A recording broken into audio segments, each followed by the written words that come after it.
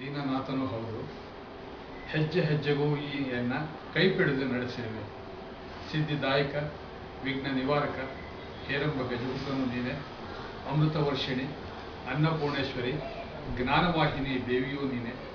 ಲೋಕರಕ್ಷಕ, ಆನಂದ ಮೂರ್ತಿ, ಕೈಲಾಸ ಪರಶುವನು ನೀನೆ. ಗುರುಮಾತೆ ಜಾನಕ್ಕ, ನಮ್ಮಪ್ಪ ಶಂಕರಲಿಂಗ ಸಹ ನೀನೆ. ನಿನ್ನ ಅನಂತ ಸ್ವರೂಪವನ್ನು ಅರಸುತ್ತಾ ಆದೆನು ನಾನೊಂದು ಬಿಂದು. ಆಕಾಶದ ಒಡೆಯನೋಡು ಪ್ರೇಮ ಮೌನದಲ್ಲಿ ಸೇರುವುದೇ ಸಾಧು. ದಿಕ್ಕಿಲ್ಲದ ಭಗವಂತ ದಿಕ್ಕನ್ನು ತೋರಿಸು. ದಿಕ್ಕಿಲ್ಲದ ಭಗವಂತ, ದಿಕ್ಕಿಲ್ಲ, ಇನ್ಫೈನೈಟ್. ದಿಕ್ಕಿಲ್ಲದ ಭಗವಂತ ದಿಕ್ಕನ್ನು ತೋರಿಸು, ಆಧರಿಸು, ಉದ್ಧರಿಸು, ಸಂತೈಸು, ಒಂದಾಗಿಸು ಅಂತ ಕೇಳ್ಕೊಳ್ತಾ start hour topic of the day. The brothers of the divine family of the self, the immortal son of divine love, Mr. Prem Kumar. The topic is fourth dimension. Before knowing fourth dimensions, first we must know what are the other three dimensions. Many people ask it. Other day I was to speak on the same subject. When I was coming in auto, perhaps I was in 3 dimension. Suddenly I was given a rude shock. I was thrown into 4th dimension. Actually, I could not know what happened. I did not bother also. Later on, I discovered many wounds on my body and all that. I was never perturbed. Perhaps it was a God's blessing, sir. I was never perturbed.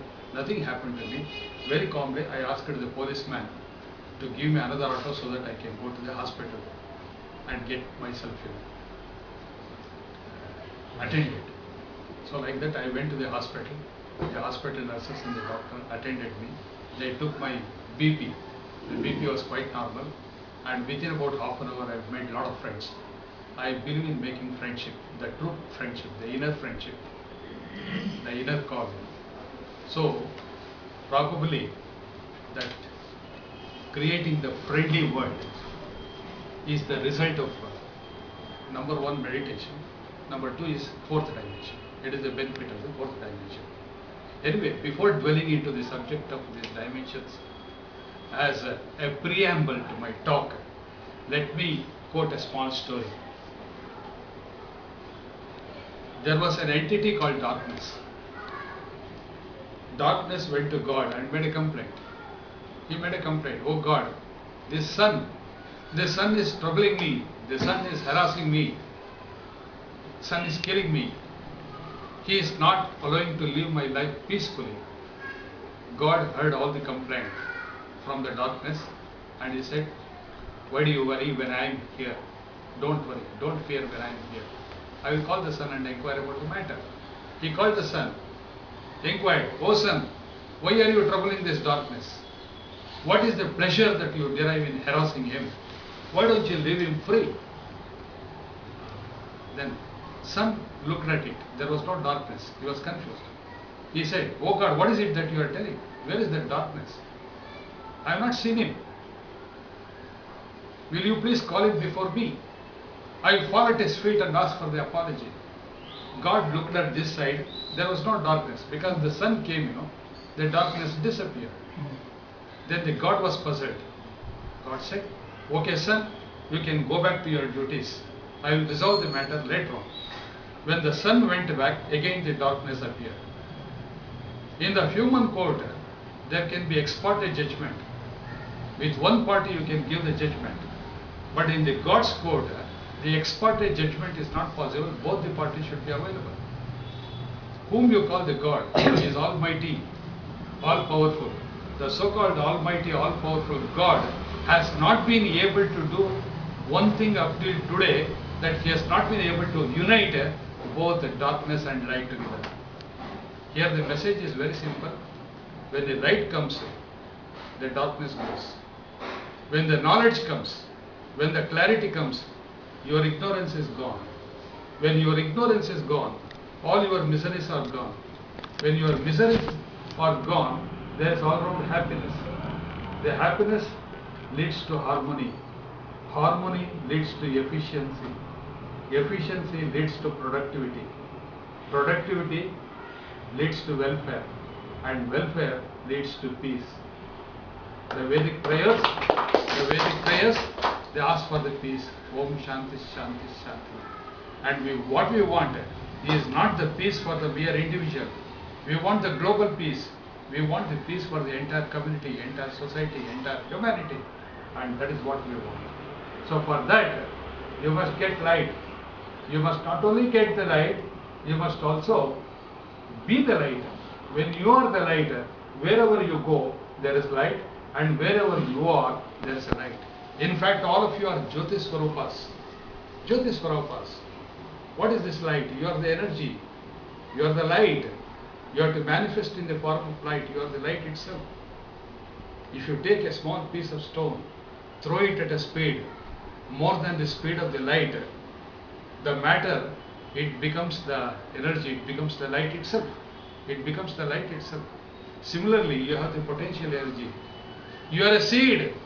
You are a seed capable of growing into gigantic banyan tree of wisdom, provided you are sown into fertile ground and nourished with the waters of support and manures of motivation.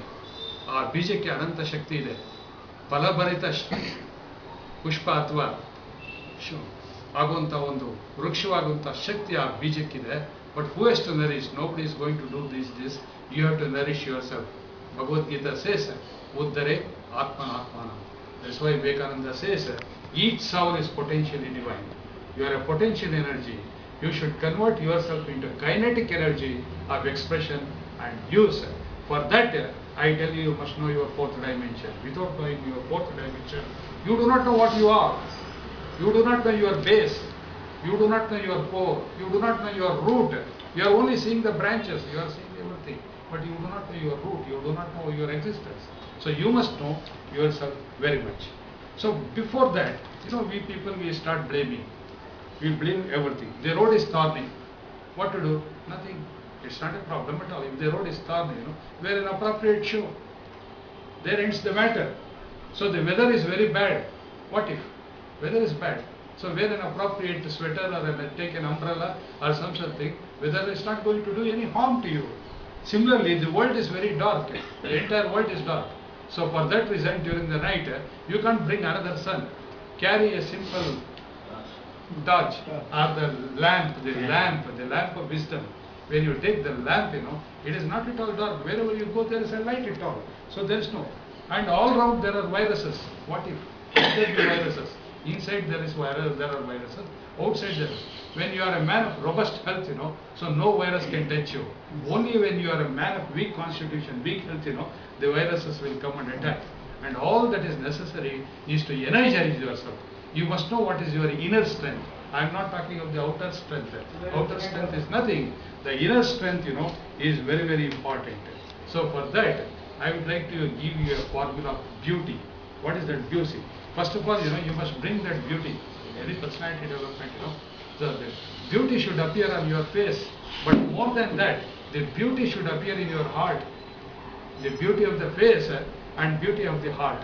So let me tell you a small story.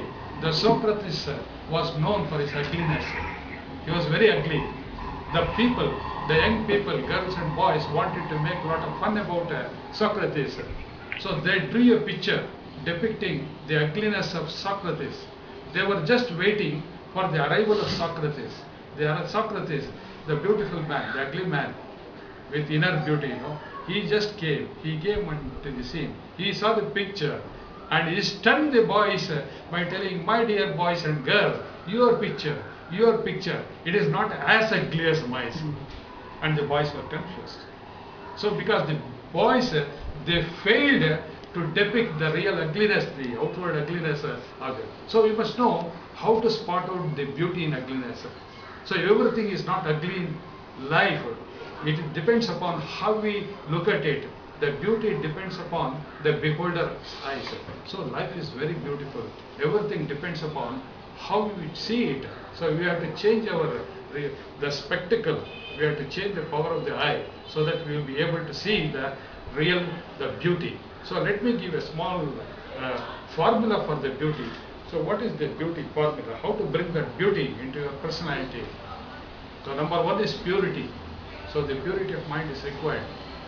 the clarity of the intellect. Purity plus clarity plus charity plus serenity plus dignity is equal to beauty. Just dwell on each topic. I don't want to go into the details. The purity of the mind, the clarity of the intellect, purity plus clarity, charity. Charity means not the physical charity, the charitable outlook. Charity plus serenity, the smile. Buddha was known for the compassionate smile. Krishna was known for the cosmic smile. But we modern people, we also know how to smile. It is the cosmetic smile, it is the synthetic smile, it is the plastic smile, it is the Sibaka smile. We do not know how to smile, genuine smile. The genuine winning smile, no, we do not know. The smile is the costliest apparel. One of the beautiful ornaments that anybody can wear is the smile. The serenity, and more than anything, the dignity, the human dignity, all this makes you contribute to your dignity. Friends, every person coming into this planet make two types of journey. One is a horizontal journey. What is this horizontal journey? The horizontal journey is to become man, a human. So you have to question yourself, are you a human being? We may say, but it is contestable. Whether we are really human beings, it can be contested. So you have to become human being. So what is the vertical journey? You have to become a divine being. Is it possible? Yes, it is possible. So Pashu Prajne, Manava Prajne, Daiva Prajne. Pashu, Manava, Daiva. So I am talking in terms of consciousness. So that is the thing. So how to start this journey? It should start from somewhere. So the horizontal journey, it starts from the data level. Data plus processing is information. Information plus intelligence is knowledge. Knowledge plus experience is wisdom. Wisdom plus ambition is mission. And mission plus action is fulfillment. Now you have to examine, where are you? What is your station of life? Are you at the data level? Are you at the information level? Are you at the knowledge level? Are you at the wisdom level? Are you at the mission level? Are you at the fulfillment level? But what is necessary is, don't stagnate in a particular station. You have to move on. That is what is important. Never bother about your present station of life. What is necessary? You have to move on. So for that, let me tell you, don't become a pond water, become a river water. So what is the criteria? The pond water. Pond is static. The water never flows. It is a breeding ground for various germs and diseases, because it is stinking, it is rotting, it is smelling. So the pond water. So never be static. Just go on, be dynamic, be moving like a river. The river touches various places. It takes various twists and turns. Sometimes it is turbulent, sometimes it is serene, and finally it will gracefully join the ocean. Similarly in life, when you are river-like, when you are moving, you come across mountains and valleys of experiences, lots of ups and downs of life. Of course, you are in a turmoil, but never bother. What is important is flowing is very important. Flow with life very naturally, gracefully, beautifully. You flow. When you flow, what happens is ultimately you join the ocean. And when you join the ocean, you will be in the fourth dimension. You will be in the fourth dimension. So there you will be able to contain all the pangs, all the pains, all the sufferings. You will be able to contain all the problems. There is no such problem or else a thing as the ocean contains all the waves and the movements. So you will be able to contain all worldly problems and sufferings yourself, because you are something oceanic. You are encompassing. You are a large-hearted personality. You are a total person. You are a total person. You are space-like. As space accommodates the Milky Ways, the galaxies, and all that. So when you are space-like, without any boundaries, you will be able to accommodate. How you can become space-like? It is only when you go to the fourth dimension, it will be possible for you to live there. So, friends, one more thing. I would like to, before going to the vertical journey, I would like to tell you one more important aspect, to be understood in life. Because everybody wants success. Everybody is after success. We must know what is the real nature of success and the failure. That's very important. One of my young friends